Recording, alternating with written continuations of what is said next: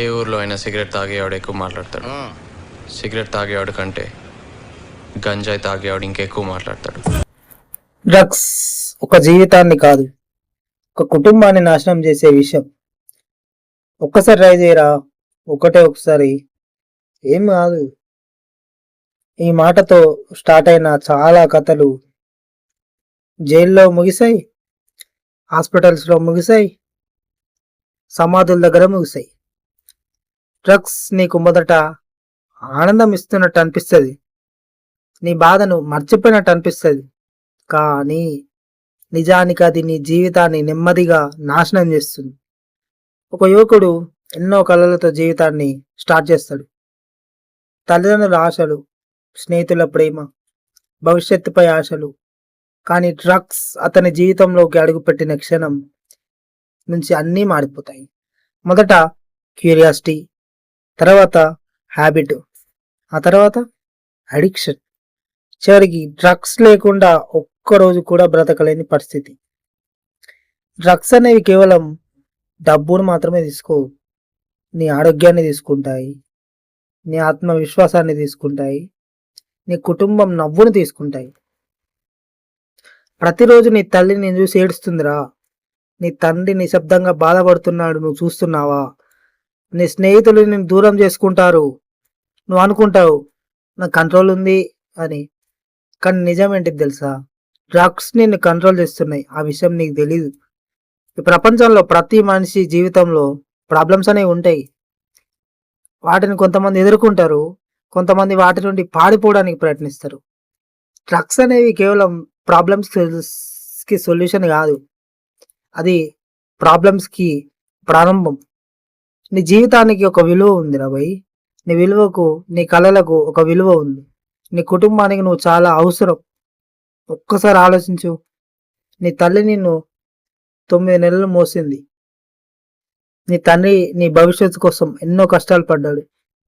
వాళ్ళు నిన్ను డ్రగ్స్కి బానిసాయి చూడడానికి కాదు, నువ్వు జీవితంలో గెలిస్తే చూడడానికి కలలు కన్నారు. అర్థమైందా?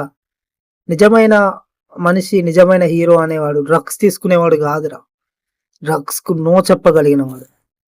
నిజమైన ధైర్యం స్నేహితుల ఒత్తిడికి లొంగిపోవడంలో లేదురా, నేను నా జీవితాన్ని నాశనం చేసుకుని చెప్పడంలో ఉంది.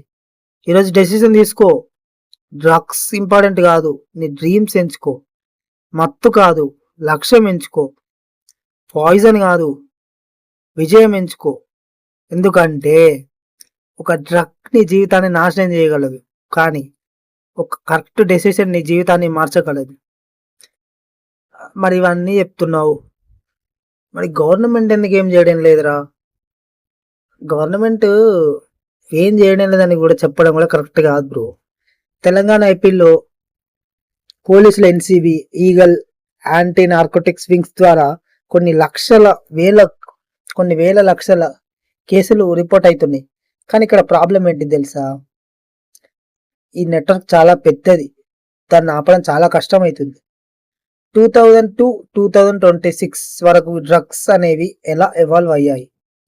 2002-2010 ఎక్కువగా గంజాయి మాత్రమే ఉండేది. గ్రామాలు, అడవి ప్రాంతాల్లో కల్టివేషన్ ఉండేది. ఇప్పట్లో లాగా అప్పుడు సోషల్ మీడియా లేదు, డార్క్ వెబ్స్, నెట్వర్క్స్ లేవు. 2010-2020 ఈ కాలంలో హైదరాబాద్, బెంగళూరు, గోవా వంటి ప్రాంతాల్లో పార్టీ కల్చర్ అనేది పెరిగింది. ముఖ్యంగా గోవాలో ఎండిఎంఏ, ఎల్ఎస్డి, కొకైన్ వంటి సింథటిక్ డ్రగ్స్ అనేవి వచ్చాయి. ఇంటర్నేషనల్ ట్రాఫికింగ్ నెట్వర్క్స్కి భారత్ అనేది ఎక్కువగా టార్గెట్ అయింది. 2020-2026 టెలిగ్రామ్, ఇన్స్టాగ్రామ్, ఎన్క్రిప్టెడ్ యాప్స్ ద్వారా వీటి అమ్మకాలు పెరిగినాయి. College students, IT employees, unemployed youth కూడా టార్గెట్ అయ్యారు. సింథటిక్ డ్రగ్స్ అనేది మార్కెట్లో వేగంగా పెరిగింది. మరి తెలంగాణలో పరిస్థితి ఎలా ఉంది? 2022-2025 మధ్య దాదాపు 14,000 మంది యువకులు ఎన్డీపీఎస్ కేసుల్లో బుక్ అయ్యారు. ఎక్కువగా 2024లో ఈ కేసులు అనేవి ఎక్కువగా రిపోర్ట్ అయినాయి. 2025లో తెలంగాణలో 2,500 కంటే ఎక్కువ ఎన్డీపీఎస్ కేసులు, 172 కోట్లకు పైగా డ్రగ్స్ అనేవి స్వాధీనం చేసుకున్నారు. వేల మంది నిందితులు అరెస్ట్ అయ్యారు. ఇక ఈ తెలంగాణలో ఇట్లా ఉంటే ఆంధ్రప్రదేశ్లో ఎట్లుందంటే 2018 టు 2024 మధ్య ఎన్డీపీఎస్ కేసులు అరెస్టులు 250% పెరిగాయి. 20,000 మందికి పైగా అరెస్ట్ అయ్యారు. 6 లక్షల కిలోలకు పైగా గంజాయి అనేది స్వాధీనమైంది. ఆంధ్ర, ఒడిస్సా బార్డర్లో ప్రధానంగా ట్రాఫికింగ్ ప్రాంతంగా మారింది. మరి యూత్ ఎందుకు అడిక్ట్ అవుతున్నారు? క్యూరియాసిటీ, ఒకసారి ట్రై చేద్దాం. Friends pressure, depression, stress, unemployment, social media influence, party culture, family problems, quick escape mentality. మనసులో ఉన్న బాధను ఎదుర్కోవడం కంటే మత్తులో మర్చిపోవాలనే ఆలోచనే ప్రధాన కారణం. మరి డ్రగ్స్ ఎక్కడి నుంచి వస్తాయి? ఆంధ్ర, ఒడిస్సా బార్డర్ ప్రాంతాల్లో గంజాయి కల్టివేషన్ అనేది ఎక్కువగా ఉంది. ఇంటర్నేషనల్ రూట్స్ ద్వారా కోకైన్, ఎండిఎంఏ కొన్నిసార్లు బెంగళూరు, గోవా, ముంబై వంటి నగరాల్లో కూడా సప్లై అవుతుంది. Sea routes, courier networks, dark web ద్వారా కూడా ట్రాఫికింగ్ అనేది జరుగుతుంది. మరి ప్రభుత్వం ఎందుకు ఆపలేకపోతుంది?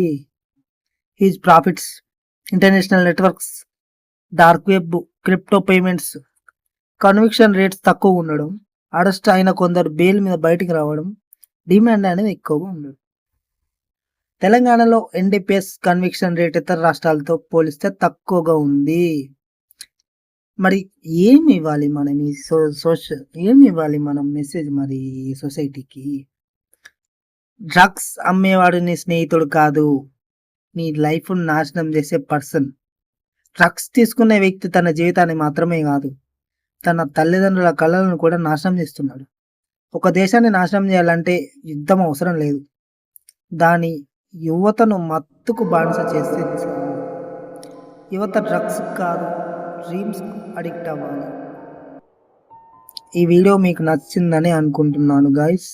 వీడియో నచ్చితే లైక్ చేయండి, షేర్ చేయండి, కామెంట్ చేయండి. కొంచెం మారండి రా బాబు, కొంచెం మారండి.